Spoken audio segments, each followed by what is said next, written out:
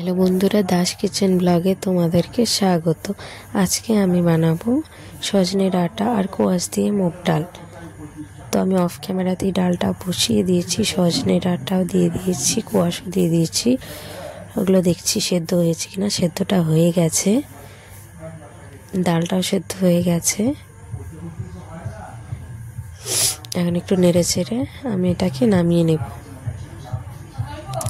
নিয়েছি। এখানে আমি দিয়ে দেব হলুদটা আমি আগে দিইনি, নামিয়ে দেব। হলুদটা দিয়ে ভালো করে নেড়ে চেড়ে মিশিয়ে নেব। তো আজকে আমি ডালটা কাটা দিইনি, কাটা ছাড়াই রান্না করছি। সেদ্ধ হবে ডালটা, কিন্তু গোটা গোটা থাকবে, ওভাবেই রান্না করবো আজকে। তো এখানে আমি কড়াইটা বসিয়ে দিয়েছি। এখন সম্বাসটার জন্য তেল দিয়ে দেব। তেল গরম হয়ে গেছে, এখানে আমি 3টে শুকনো লঙ্কা দেব। শুকনো লঙ্কাটা ভালো করে একটু ভেজে তারপর দিয়ে দেব আদাটা কুচি করে রেখেছিলাম।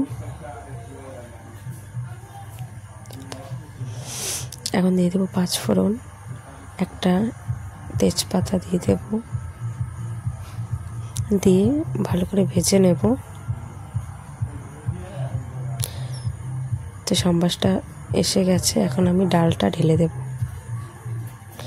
তো ডালটা আমি আগে হাতা দিয়ে অল্প দিয়ে দিলাম, কারণ কড়াইটা অনেক গরম হয়ে আছে। তো একবারে ঢেলে দিলে পুরো টকবক করে উপরে উঠে যাবে।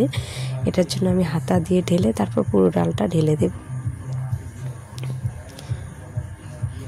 তো এখন একটু নেড়ে চেড়ে অপেক্ষা করব ফোটার জন্য।